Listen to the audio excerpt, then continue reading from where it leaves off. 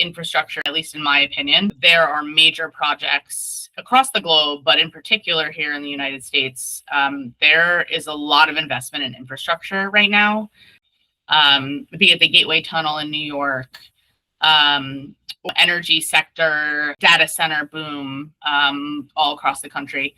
There's a lot of investment federally, but also within the states and the local municipalities in terms of building infrastructure.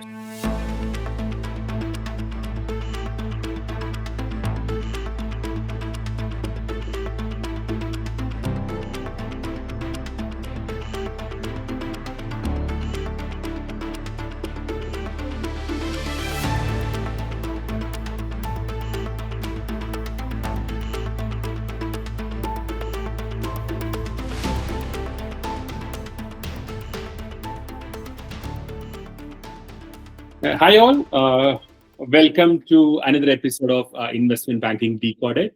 Today I'm joined by Mara Johnston. She is the co-founder and managing principal at Keystone Global Advisors. Mara advises clients on strategic growth, M&A, and capital solutions within the construction and infrastructure sector. She's also a co-founder at Americon Testing and Inspections and brings deep industry experience spanning insurance, consulting, and large-scale infrastructure projects, making her a highly respected voice in the built environment. Thanks for joining with us, Mara. Welcome to the show. You're welcome. Thank you for having me. So to start off, I would like to understand your background. Could you please walk us through your background and some key milestones in your professional journey so far? Absolutely. Be happy to. So my entire career, I would say from birth, if that's possible, has been focused in this industry of construction and infrastructure. So I grew up in a construction family, and inherently, I have always had a love and a passion for the built environment, for infrastructure, for communities, and just seeing improvement and change within infrastructure. I've been very passionate about it since, a very young age. Through that, through school, I decided to take on a focus on the education side in planning and infrastructure at the University of Pennsylvania. And then just following graduation, I was able to take on some roles, both in the Philadelphia area and then in New York, where I was able to really have boots on the ground and see these projects in real life. So I did have a stint following the planning phase of my career at two large insurance companies. But what was really helpful there is I was able to, again, see various projects, some very large projects, the World Trade Center site, for example, other large transportation projects. I was able to go firsthand with the various contractors that we were underwriting their insurance programs and see sort of the various stages of these projects. So it really gave me the perspective to see what I'm basically now providing strategic advisory, M&A, and capital raise services for. I was able to see that firsthand earlier on in my career, not only to build the technical expertise, but also to form relationships and see these projects transform firsthand. That's great, Mara. I'm sure that you have worked on a lot of transactions, a lot of deals you have worked on. Is there a particular deal which stands out as a memorable one, and is there a particular reason for that? So I would say before the actual deal, so in sharing just now that I've had a little bit of a different perspectives of construction and infrastructure being sort of the market that I've been in for my whole career. My biggest milestone personally was forming these two companies that I now have co-founded and own today. One being Americon Testing that you mentioned, but the reason that I'm here with Tracxn today is to talk about investment banking. So I was I was able to co-found and start Keystone Global in around 2020.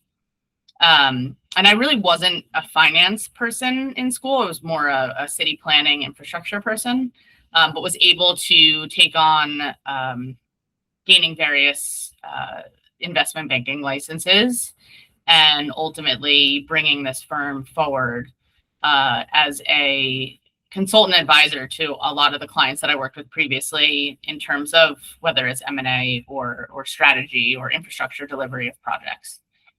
But to answer your question about memorable deals, there have been a couple, so it's a little bit difficult to choose just one.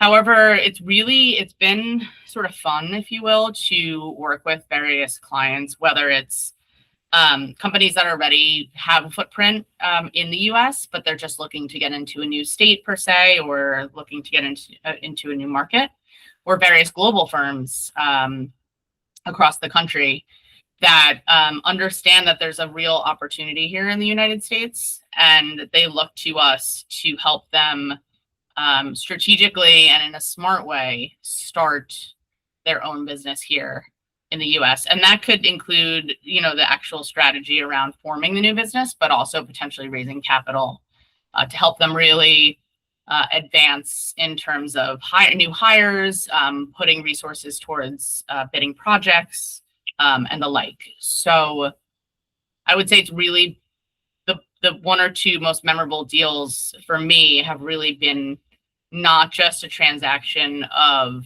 we did evaluation and we were able to raise X dollars, but really seeing that company get its feet off the ground and start something really exciting. Yes, thanks for that, Mara. So, I just want to understand, how is the construction industry shaping up in 2026 with a lot of, we all know, the economic issues which is happening, geopolitical issues which are happening. How do you see the growth of the construction real estate industry in the upcoming months? Yeah, so there's positives and negatives. One of the reasons I like this industry is infrastructure, and at least in my opinion, depends who you ask, but I do feel there are major projects across the globe, but in particular here in the United States, there is a lot of investment in infrastructure right now. There's some very large projects across the country, be it the Gateway Tunnel in New York, or energy sector, power plants, be it data center boom, all across the country. There's a lot of investment federally, but also within the states and the local municipalities in terms of building infrastructure. So for me, that's exciting to just have for 2026 having infrastructure. I think still being one of those marketplaces that's very robust. The second thing that is causing sort of with the large market opportunity infrastructure, there is a lot of consolidation going on right now in terms of M&A, because some companies are still fragmented or they have some piece of the puzzle, but they'd like to merge or acquire other firms to increase their capabilities. So I personally am seeing a lot of M&A activity. I would say, especially in the beginning of 2026, to levels that I personally have not seen in some time. But the biggest challenge, and this does actually spur M&A activity, is talent. I think if you ask anybody probably across other industries as well, but if you ask anybody about one of the challenges in construction today, it really is finding quality talent. And so a lot of the reason that firms have acquisition targets is to acquire a firm that has quality talent. And by merging together, then they're stronger from a people perspective. And ultimately, that's going to help them grow. So those are sort of my three pillars, I would say, for 2026, and how we can use those challenges and opportunities to help our clients take things to the next level. Thanks for that, Mara. Again, finding the talent, one of my other client who spoke to me a couple of weeks back also spoke about the same thing. The companies are in the market in search for talents. So, absolutely. So thanks for that insights also, Mara. So next, again, I want to understand the buzzword right now in the market is AI. So I would like to understand, like, how are you using AI in favor for your daily workflow, and are you using any other data tools for supporting your work activities? Yeah, so I think if you're not using AI and you're not analyzing data, then you will fall behind. Some people, depending who you ask, might say we're more in infancy stages of AI, obviously with AI agents and platforms to help you be more efficient as a firm. The next couple of years, things are going to transform even more. And so it will be really important, ourselves included, to really stay ahead of this curve. So we are using AI to help us be more efficient and in terms of research, in terms of data analysis. But the one thing I always caution my clients and for myself as well is just to use AI as a tool, but not just take it as fact and not, really use the data output to check it and analyze it and use it in the proper way. So I think, staying ahead of the curve, but also having risk mitigation policies and procedures in place is also going to be almost as important as using the AI itself.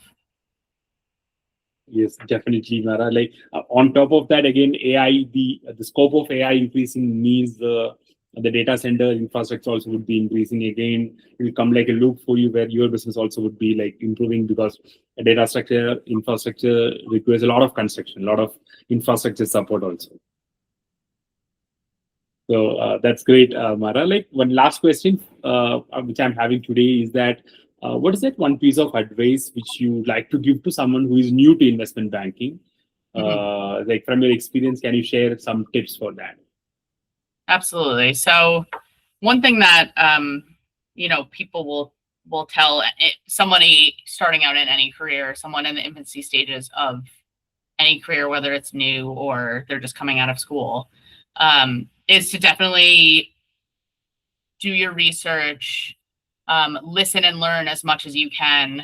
Don't be afraid to ask to be involved in projects, even if you're just listening and learning and absorbing. Of course, technical expertise and being able to show your knowledge to not only your own company, but your clients is very important. But what I think is almost equally, or if not more important, is to not just advance yourself on the technical side. I think it's really important to invest in relationships. And so I know, depending on someone's personality, they may be more introverted or more extroverted, but there's always that way, whether even if you were a little bit nervous to put yourself out there and, go to an event by yourself or something along those lines, you can always think of creative ways to form new relationships. I always tell people on my team, think about trying to maybe get on a committee of an organization, or if you're interested in wanting to learn something about, say, mergers and acquisitions and trends, and there's an organization that's focused on something where you'll get that technical expertise, but you'll also be able to join a group of peers. It's really helpful to at least put yourself out there to some extent, where you're learning, but you're also creating new relationships.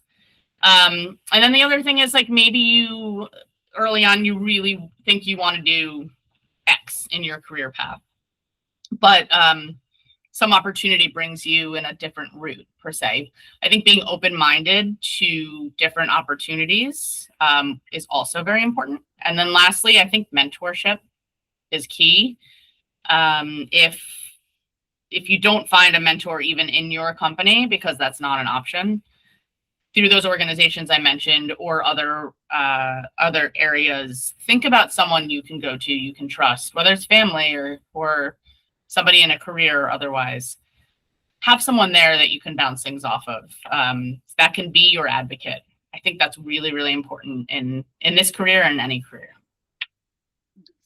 That's very important, like the mentorship, someone to guide you and help you, who have already walked your path.